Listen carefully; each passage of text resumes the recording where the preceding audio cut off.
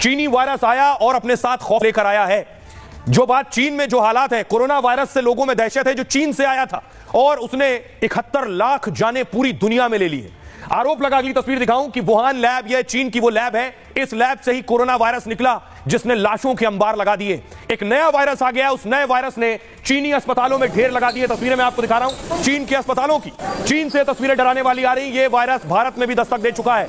इस वायरस के मामले हिंदुस्तान में भी आ गए। 6 मामले भारत में दर्ज किए गए हैं। तेजी से पिछले 8 से 10 घंटों में 6 मामले भारत में सामने आए। तस्वीरें आपको मैं चीनी अस्पतालों की दिखा रहा हूं। बिस्तर फुल है, मरीजों की कतार लगी है। यह चीनी अस्पताल की तस्वीरें डराने वाली हैं। चीन के जो हालात हैं वो डराने वाले हैं, क्योंकि चीन हमेशा सच को छिपाता रहा है, वायरस के बारे में जानकारी देने से बचता रहा है। और खासतौर पे चीन में भी बच्चे इस वायरस का शिकार बन रहे हैं। यह वायरस, जो नया वायरस है, ये बच्चों पर ज्यादा हमलावर है, बच्चों पर ज्यादा अटैक कर रहा है और बच्चों को ज्यादा संक्रमित कर रहा है। इसलिए चीन में सबसे ज्यादा इस नए वायरस के मरीज अगर कोई है तो वो बच्चे हैं।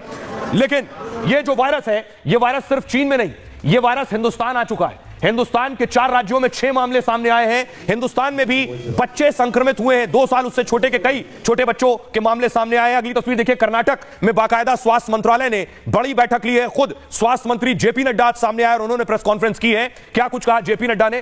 क्या यह वायरस कोरोना जैसा जानलेवा है? क्या इस वायरस से डरने की जरूरत है? क्या इस वायरस के सामने कोरोना वैक्सीन काम करेगी या नहीं? इन सारे सवालों का जवाब मैं दूंगा। पहले अब सवाल यह, वायरस कितनी तेजी से फैल रहा है, चीन से निकलकर दुनिया के कौन कौन से देशों तक पहुंच चुका है? सबसे पहले ये देखिए, क्योंकि ये दुनिया के 4, 5, 6 देशों तक ये वायरस पहुंच गया है। चीनी वायरस चीन से निकलकर हांगकांग पहुंचा है, मलेशिया पहुंच गया, जापान, हिंदुस्तान और इंग्लैंड तक पहुंच चुका है। यानी 6 देशों में ये वायरस पहुंच चुका है। मलेशिया में भी है। चीन, हांगकांग, जापान, मलेशिया, भारत और इंग्लैंड पहुंच गया है। लगातार पांव पसार रहा है। अब आपको बताता हूं कि भारत में यह वायरस कहां पहुंच चुका है। भारत के अलग अलग शहरों में इस वायरस ने दस्तक दे दी है। देखिए जरा, भारत के नक्शे में आपको दिखाने जा रहा हूं।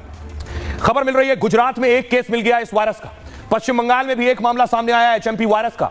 कर्नाटक में 2 मामले सामने आ गए इस वायरस के और तमिलनाडु में भी 2 वायरस के मामले सामने आए। आपको याद होगा, कोरोना के वायरस की शुरुआत भी दक्षिण भारत से हुई थी। वहां से 1 या 2 मामले कोरोना के सामने आए और उसके बाद धीरे धीरे करके ये आगे बढ़ते चले गए और उसके बाद पूरे देश और पूरी दुनिया ने हालात देखे। अब आपको बताऊं चीन में जो वायरस मिला है इसके हालात क्या है और भारत में इसके हालात क्या है, यह मैं आपको दिखाने जा रहा हूं। देखिए जरा, सबसे पहले चीन की बात करेंगे। चीन में हालात क्या है? चीन में मास्क वाले दिन फिर से लौट आए। कोरोना की तरह एचएमपी वायरस फैल रहा है चीन में। अस्पताल में मरीजों की कतार बढ़ने लगी है। बुजुर्गों और बच्चों में संक्रमण तेजी से हो रहा है। वहां उत्तरी चीन समेत कुछ जगह मौत भी होने लगी है। इस तरह की खबरें, क्योंकि चीन छिपाता है इसलिए सच सामने आ नहीं पाएगा। जैसे कोरोना का सच आज तक सामने नहीं आया। वुहान और दूसरे राज्यों में इमरजेंसी का ऐलान हो गया है और दूसरे देशों के हजारों लोग फिर चीन छोड़ना चाहते हैं, वहां से निकलना चाहते हैं। चीन एचएमपी वायरस के पूरे आंकड़े दरअसल जारी नहीं कर रहा है। विदेश मंत्रालय ने बयान जारी कर कहा है, डरने की बात नहीं। चीनी विदेश मंत्रालय कह रहा है, लेकिन दुनिया को शक है कि चीन फिर से सच्चाई छिपा रहा है। और अब हाल भारत का, कल तक यह कहा जा रहा था कि भारत को खतरा नहीं है, डॉक्टर्स कह रहे थे डरने की जरूरत नहीं है, नहीं आने वाला है, परेशान मत होइए। और आज एक ही दिन में एचएमपी वायरस के 4 से ज्यादा केस आ गए। दिल्ली से लेकर महाराष्ट्र, महाकुंभ तक अलर्ट जारी हो गया है। देश में सबसे पहले कर्नाटक से एचएमपी वायरस के 2 केस सामने आए। 8 महीने के बच्चे और 3 महीने के बच्चे में यह वायरस के संक्रमण मिले। दोनों की कोई ट्रेवल हिस्ट्री नहीं, यानी कोई गया नहीं था चीन, भारत में ही मिल गई हिस्ट्री। दोनों बच्चों का बेंगलुरु के अस्पताल में इलाज चल रहा है। अहमदाबाद में 2 महीने का एक बच्चा इस नए वायरस का शिकार हो गया है। राजस्थान के इस बच्चे की तबीयत बिगड़ी तो अस्पताल में भर्ती कराया गया। सर्दी और तेज बुखार में सुधार नहीं हुआ तो बच्चे को फौरन वेंटिलेटर पर रखा गया। फिर उसकी जांच की गई तो पता चला इसको तो एचएमपी वायरस संक्रमित है। ये बच्चा वेंटिलेटर पर आ गया था। कोलकाता में 5 महीने के बच्चे में भी वायरस के लक्षण मिले। मुंबई से लौटे बच्चे को तेज बुखार, उल्टी, दस्त हो रहे थे। फिलहाल एचएमपी वायरस संक्रमित बच्चे के ऑक्सीजन लगी हुई है। आइए अब आपको सुनवाता हूं कि पूरे देश में अलर्ट है। स्वास्थ्य मंत्री जेपी नड्डा खुद सामने आए, उन्होंने प्रेस कॉन्फ्रेंस की है। क्या कुछ कह रहे हैं स्वास्थ्य मंत्री, सुनिए।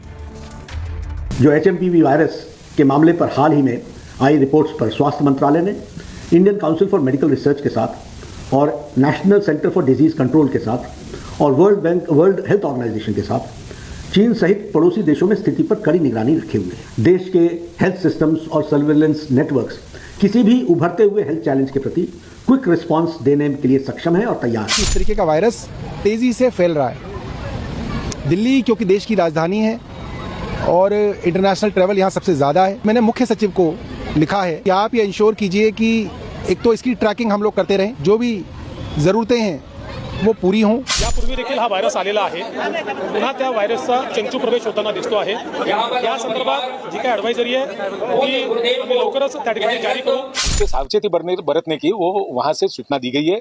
इस हिसाब से राज्य सरकार भी सभी तरह की सावधानियां बरत रही है और अपने गुजरात में तो जितने अवेलेबल बेड है वो भी मोर देन इनफ है।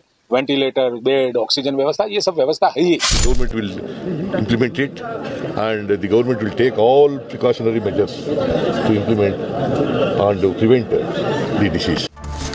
अब आपको बताते हैं इसके जो लक्षण है यानी सिम्टम्स हैं, कोरोना के लक्षण अगर आपको याद है तो इसके लक्षण भी कोरोना जैसे ही हैं। जैसे देखिए कोरोना और इस एचएमपी वायरस के लक्षण कैसे हैं। कोरोना में बुखार आता था, एचएमपी में भी बुखार आता है। अगर आपको याद हो कोरोना के लक्षण बहुत घातक नहीं थे, सामान्य स्मेल और टेस्ट जाता था या बुखार आता था, लेकिन वो किस कदर जानलेवा हो जाता था। इसके लक्षण भी सामान्य हैं। कोरोना में खांसी आती थी, एचएमपी में भी खांसी होती है। कोरोना में सांस लेने में दिक्कत होती थी, एचएमपी में भी सांस लेने से परेशानी होती है इस नए वायरस में।